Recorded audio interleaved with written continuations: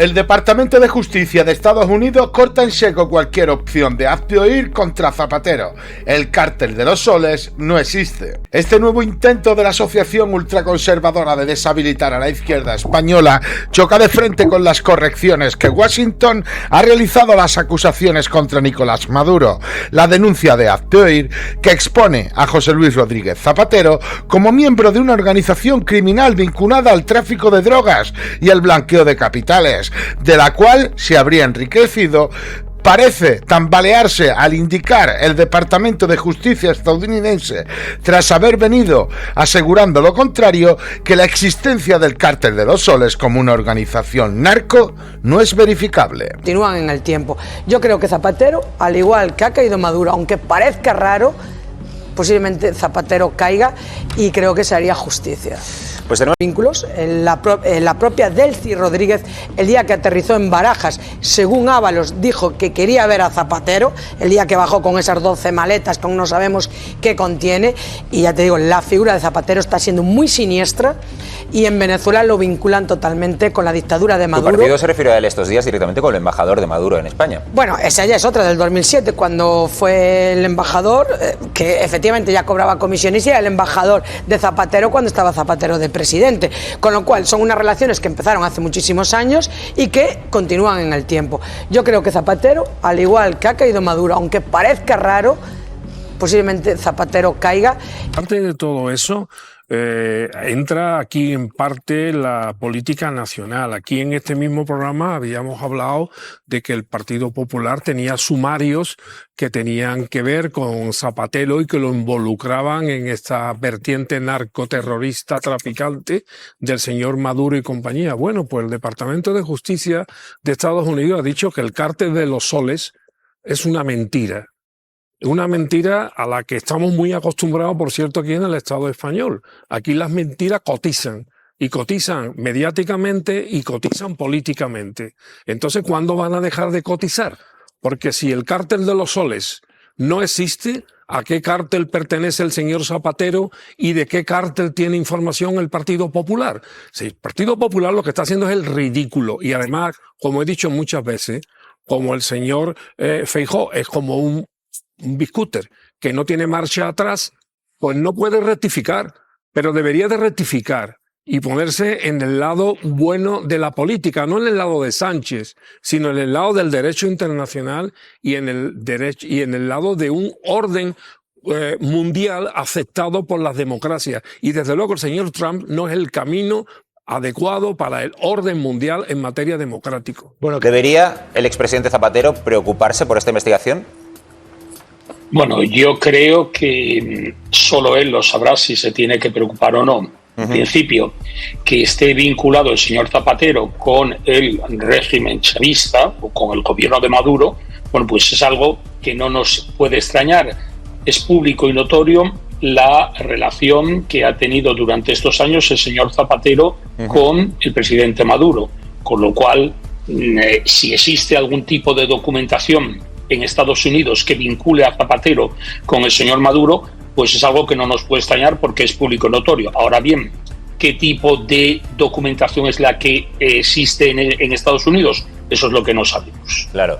Si finalmente esa documentación justificara un encausamiento de Zapatero en Estados Unidos por colaboración con el régimen de Maduro, ¿estaría obligado a personarse en los Estados Unidos? ¿Sería juzgado allí? Bueno, bien, eso sería si esa investigación avanzara, ¿no? Avanzara claro, en el sentido de inculpar al propio señor Zapatero. Aventurándonos, haciéndolo como hipótesis, habría que decir que para el caso de que se llegara a un juicio oral, en ese caso sí sería preciso la comparecencia personal del señor Zapatero. Con lo cual, si no compareciera voluntariamente, obviamente habría que dictar una orden de detención internacional, pero todo esto en una hipótesis de que fuera inculpado y de que esa inculpación llegara a un juicio oral. Y como hemos contado, tenemos otro frente abierto aquí en España, donde Hazte Oír y Manos Limpias también han denunciado al expresidente. ¿De qué le acusan en este caso? Bueno, bien, aquí en definitiva existen dos querellas por parte de dos actores que son particulares y que son actores persistentes en la justicia española, como es Manos Limpias y como es Hazte Oír. Hay que decir que en el caso actual, una de los dos, no sé muy bien cuál de los dos, ha presentado una denuncia ante la Embajada de Estados Unidos, lo cual no le auguro ningún recorrido, porque las denuncias se interponen en los órganos judiciales, bien sean en España o bien sean en el país correspondiente, que sería Estados Unidos. En el caso de la querella interpuesta en España ante un tribunal español, evidentemente, como es una acusación popular, debe de ser en la forma de querella, y en ese escrito de querella, bueno, pues debe de contener al menos un principio de indicios. No bastan las meras sospechas, no bastan meras alegaciones, y desde luego lo que no puede prosperar es que se trate de recortes de prensa. Claro. Que por cierto, tú has dicho, también son persistentes en utilizar los recortes de prensa en sus querellas, tanto a Manos Limpias como a Hazte Oír. En el caso de Manos Limpias no está solo Zapatero en esa querella, también lo han hecho contra el ministro Marlaska por, según dicen, dar cobertura a 2 cargos venezolanos. ¿Estas acusaciones tendrían algún viso de prosperar, según tú? Bueno, es que realmente habría que ver efectivamente el contenido de ese escrito de querella. Además, lo que hay que advertir, en el caso de la querella interpuesta en España ante un tribunal español, evidentemente, como es una acusación popular, debe de ser en la forma de querella, y en ese escrito de querella, bueno, pues debe de contener al menos un principio de indicios. No bastan las meras sospechas, no bastan meras alegaciones, y desde luego lo que no puede prosperar es que se trate de recortes de prensa. Claro. Que por cierto, tú has dicho, también son persistentes en utilizar los recortes de prensa en sus querellas, tanto a Manos Limpias como a Hazte Oír. En el caso de Manos Limpias no está solo Zapatero en esa querella, también lo han hecho contra el ministro Marlaska por, según dicen, dar cobertura a 2 cargos venezolanos. ¿Estas acusaciones tendrían algún viso de prosperar, según tú? Bueno, es que realmente habría que ver efectivamente el contenido de ese escrito de querella. Además, lo que hay que advertir es que esa querella debe de admitirse o no. El juez correspondiente de la Audiencia Nacional, el juez central de instrucción, tiene la potestad de admitirla o inadmitirla. Hasta ahora simplemente se ha presentado una querella. La querella tiene que reunir unos requisitos y además, en el caso de la acusación popular, debe de prestar una fianza. Pero una vez superado esa primera fase, el juez debe de verificar el contenido del escrito de querella y ver si primero, el relato es constitutivo de al menos algún delito en España, y en segundo lugar, si existe un principio de prueba. Yo no sé muy bien lo que se refiere tanto a Zapatero como al señor Marlaska, porque en definitiva, si estamos hablando de 2 personas de Venezuela, en definitiva puede ser en las relaciones internacionales, las relaciones entre Estados, que no tienen por qué ser per se delictivas, ¿no? Eso lo haría cualquier gobierno.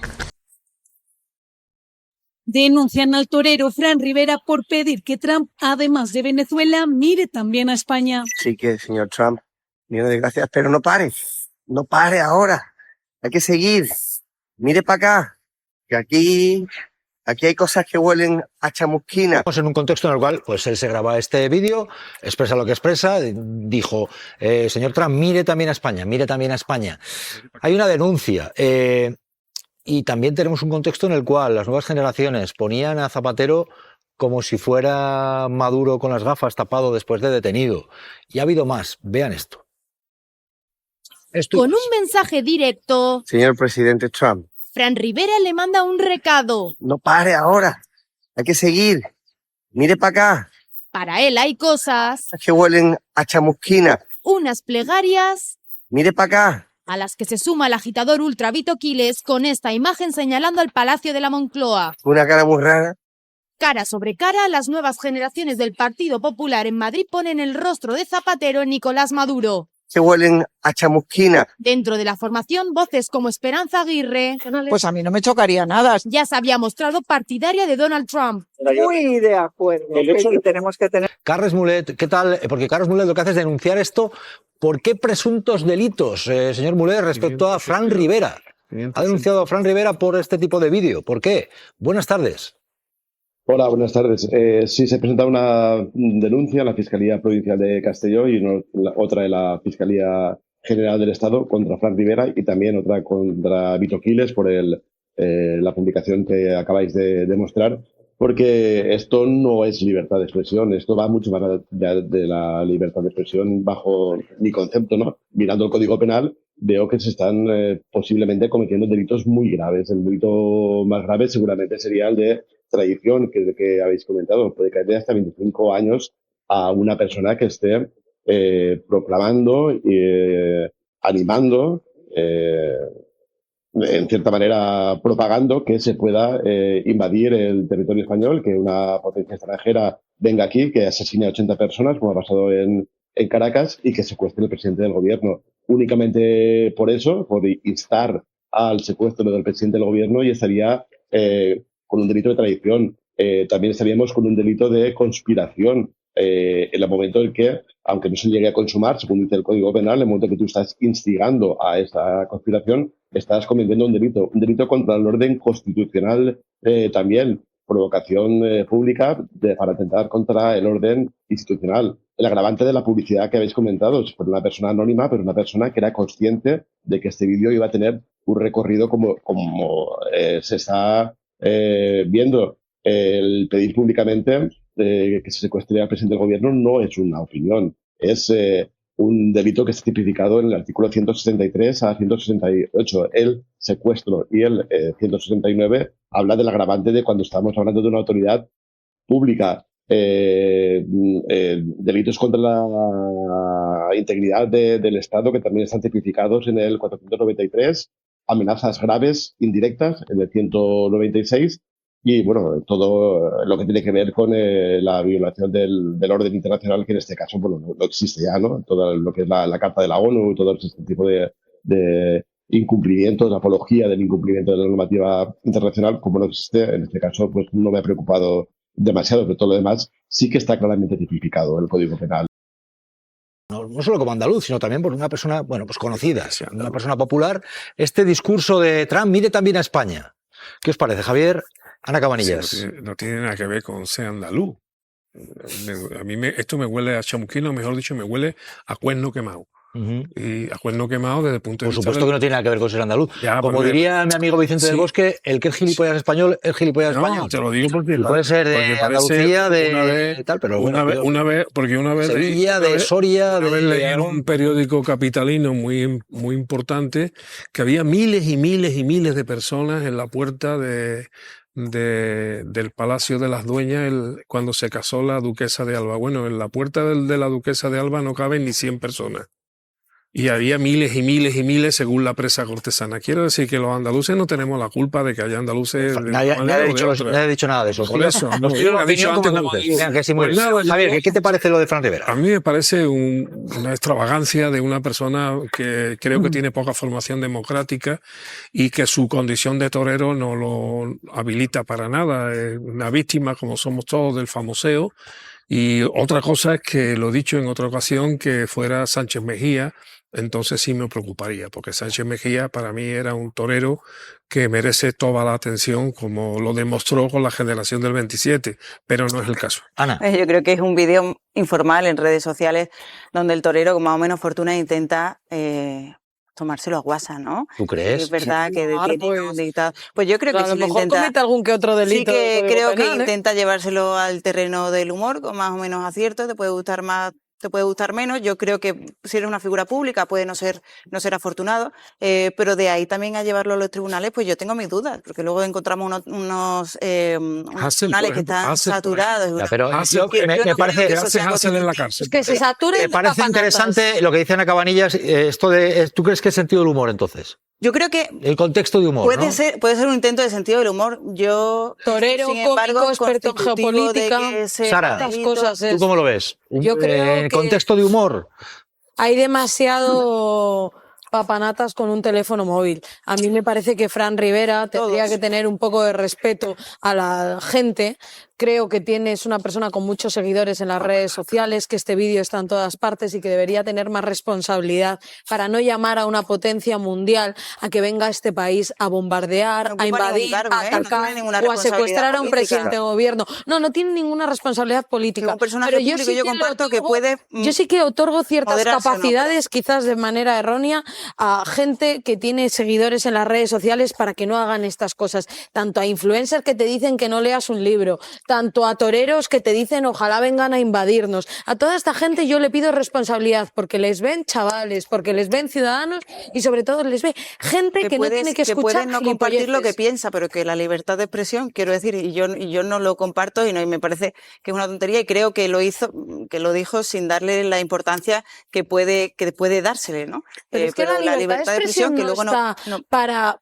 Luego nos rasgamos la pedir vestidura invasiones y para pedir que vengan a secuestrar al presidente de tu país. Yo creo que la libertad de expresión no debe tener límites hasta que un día vulneras los derechos humanos y hasta que otro día confundes la libertad de expresión con la libertad de agresión. Pero lo cierto es que yo sepa, no tiene ninguna capacidad para analizar. Lo cierto es que él tiene libertad de expresión para decir lo que ha dicho, pues él lo ha dicho. También se puede juzgar lo que ha dicho o se puede analizar. También hay libertad podéis analizar, lo digo yo, Javier Aroca, es decir, que hay gente que puede decir, pues vaya, decía humor, Ana, y quien dice, pues el humor ¿dónde lo tiene? Pero yo lo que, evidentemente, si uno analiza con una cierta ternura, digamos, y el Código Penal, pues cabría, como algún jurista ha pensado que cabe este tipo de conducta dentro del Código Penal. Pero claro, a mí lo que me sorprende es que estas cosas nos parezcan humorísticas y que luego haya gente en la cárcel por haberse expresado de alguna manera. Por ejemplo, Hasél. O acordaros el caso de los titiriteros, ¿no? O de los cristovitas, como decimos en mi tierra, ¿no? Entonces habría que establecer una especie de pacto de entendimiento para que concebiremos qué es libertad de expresión, qué es humor y cómo deben de ser valoradas por nuestros ilustres jueces, ¿no? Porque claro, y por nuestros ilustres medios de comunicación. Porque claro, si en unos casos consideramos que alguien que esté hablando, e incluso con sentido del humor, diga algo y que merezca la furia de muchos medios de comunicación y que esto se considere como un acto humorístico, cuando están memorando ni más ni menos que algo gravísimo que ha ocurrido, como es la violación del derecho internacional y otros muchos derechos. Otra que les contamos, la que hay liada ahora mismo en X, en las redes sociales, Óscar Puente preguntándose en qué momento se les ocurrió esto, qué gentuza sin alma, dice Óscar Puente, el ministro, y enlaza un tuit en el que el Partido Popular dice: Sánchez quiere al gran desconocido Ábalos, nosotros a Borja. Y Feijóo, pues con fotos de Borja Semper, que afortunadamente pues ha vuelto a ser hoy imagen de la vuelta a la vida política. Entonces Feijóo ha puesto chico nuevo en la oficina, encantados de tener otra vez con nosotros a Borja Semper, y el Partido Popular había puesto, según esto que enlaza Óscar Puente, Sánchez quiere al gran desconocido Ábalos, nosotros a Borja. Es lo que ahora mismo se está comentando en las redes. Esto es lo que enlaza Óscar Puente. Sara Santaolalla, ¿qué tal? Muy buenas tardes. Ana Cabanillas. ¿Qué tal? Fernando Garea, Julio César Herrero, ¿qué tal? ¿Cómo estáis? Buenas tardes. Ojo al mensaje de Borrell, porque ahora mismo Trump no solamente entró en Venezuela, sino que apunta a Groenlandia. Y ojo a lo que dice Borrell, que tiene amplia experiencia en política exterior. Dice, si Trump decide entrar en Groenlandia, de momento ya tiene allí bases. ¿Y qué vamos a hacer? Hay que plantearse ver a Estados Unidos de Trump como un aliado. Ojo a este mensaje de Borrell sobre lo que puede estar haciendo Trump y lo que puede tramar Trump y lo que supone ahora mismo Trump. Yo me pregunto, ¿es una amenaza para la humanidad? Borrell ha dicho esto. Si mañana Trump decide tomar por la fuerza Groenlandia, que no le sería muy difícil porque ya tiene allí bases americanas suficientes para arriar la bandera danesa y poner la americana. Lo que podríamos hacer los europeos, la llamada es que Estados Unidos está dispuesto a instaurar un orden dirigido por él en áreas de influencia y que seguir confiando en que Estados Unidos sigue siendo nuestro gran aliado es negar la realidad. Seguir pensando que Estados Unidos con Trump es el gran aliado es negar la realidad. ¿Ante qué estamos, Fernando Garea? Yo creo que estamos en una situación muy peligrosa. Yo creo que Trump tiene una ventaja dentro de todo lo terrible que es que no miente. Yo creo que basta ver lo que hace y lo que dice y lo que escribe. La estrategia de defensa nacional es muy clara, con 3 elementos. Debilitar a la Unión Europea, que es lo que está haciendo, hacerse con el control de países latinoamericanos y, además, promocionar la diplomacia norteamericana a los partidos ultras próximos a él. Y es lo que está haciendo. Dijo que iba a hacer lo de Venezuela, dijo otras cosas antes que las ha ido cumpliendo y no hay por qué dudar de que Groenlandia está en su objetivo y que lo hará también de una forma o de otra. Ya, pero ojo, dices, no miente, cuando se presentó a las elecciones no era el plan que él planteaba, que no plantearía este tipo de acciones que está llevando a cabo. Nos empeñamos este caso, nos empeñamos en interpretar las cosas pero que quiere hacer. Que prometió para llegar al cargo de nuevo, sí, pero sí, ahí estamos. con las guerras. Y ojo con lo de Borrell, la advertencia de lo que puede hacer Trump, porque ya lo va avanzando. ¿Ante qué estamos? Es un tema muy serio, porque era ya apuntar a Groenlandia. Aroca. Pues yo creo que estamos ante la servidumbre sostenida durante décadas de los Estados miembros, sobre todo los más poderosos de la Unión Europea. Es decir, si todo fuera como es, gravísimo, protagonizado por el señor Trump, esto tendría fin, porque son 2 mandatos y cuando termine este segundo mandato en el que está ya no habría más problemas. Pero los problemas con Estados Unidos continuarían. El problema es que Europa no tiene personalidad para tener una performance propia en el concierto internacional y siempre ha dependido de Estados Unidos y además siempre ha dependido de su poca unidad. Si la Unión Europea estuviera unida y sus Estados miembros no fueran serviles, pues la situación del señor Trump, siendo gravísima, sería coyuntural, pero no lo es. Por tanto, ¿cuál es la postura de la Unión Europea con respecto a la OTAN? No con respecto a Trump, sino con respecto a la OTAN. Bueno, uno de los puntos que empiezan a encenderse al abrigo de esta crisis geopolítica están las bases norteamericanas que siguen operativas en nuestro país, en Morón de la Frontera y en Rota. David Granados, estás en la base gaditana. David, ¿se empiezan a trasladar la tensión diplomática a la base naval? Bueno, pues como sabéis, la base naval de Rota ha sido siempre un ejemplo de la colaboración entre Estados Unidos y Europa y podría pasar un punto de tensión geopolítica, dado los últimos acontecimientos. Ya pasó hace algunos meses cuando desde el Pentágono se sugirió la retirada de tropas americanas de Europa y establecer una base en otro país cercano, como por ejemplo Marruecos. Desde el propio ayuntamiento de Rota, desde la base naval, llaman a la calma y dice que todo transcurre con normalidad. De hecho, se están realizando labores de ampliación de la propia base militar. Algo distinto nos cuentan los trabajadores. Nos dicen que aunque entre ellos no se suele hablar de política por el carácter militar de la base y también por la barrera idiomática, se respira una calma tensa y la sensación de que cualquier cosa con Trump puede pasar. Cualquier ciudadano de aquí, de los alrededores, siente que esto puede estallar en cualquier momento.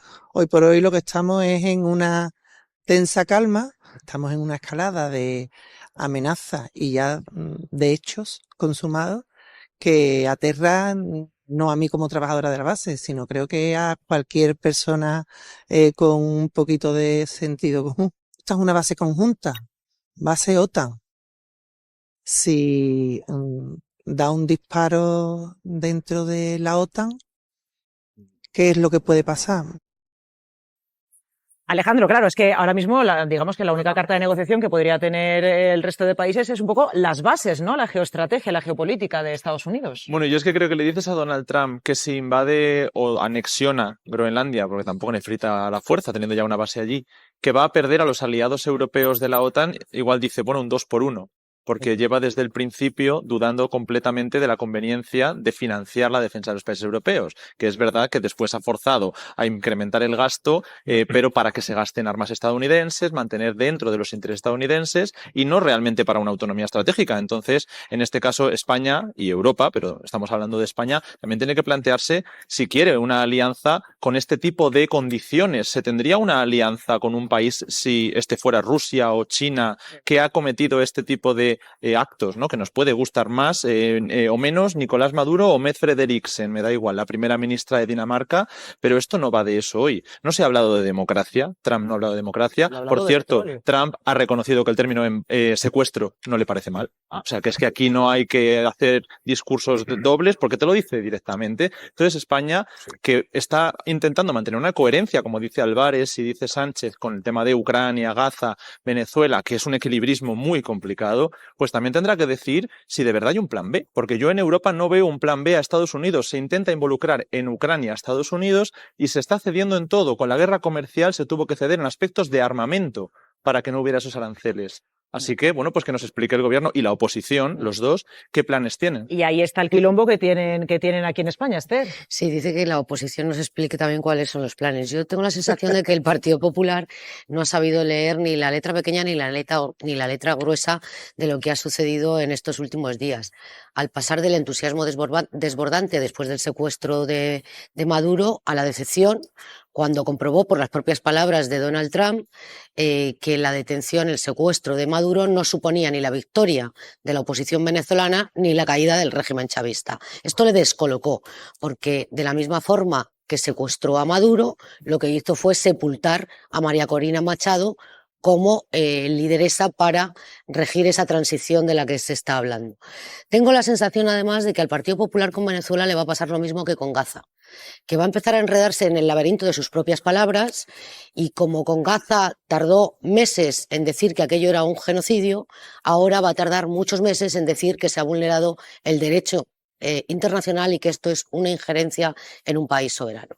Por lo tanto, esto puede ocurrir dentro de semanas o de meses, teniendo en cuenta los tiempos que maneja Alberto Núñez Feijóo, pero luego finalmente le saldrá un Ayuso o un Aznar que corregirán esa posición. Por lo tanto, creo que el desnorte que en este momento tiene el principal partido de la oposición dificulta mucho tener una posición de país. Es verdad que Venezuela, por razones históricas, culturales y, si queremos, hasta empresariales, es un tema nacional. Pero de ahí a que sirva permanentemente Venezuela como materia de desgaste con la que está cayendo en el mundo contra el gobierno de España, a mí me parece que merecería una reflexión por parte del partido de la oposición. Bueno,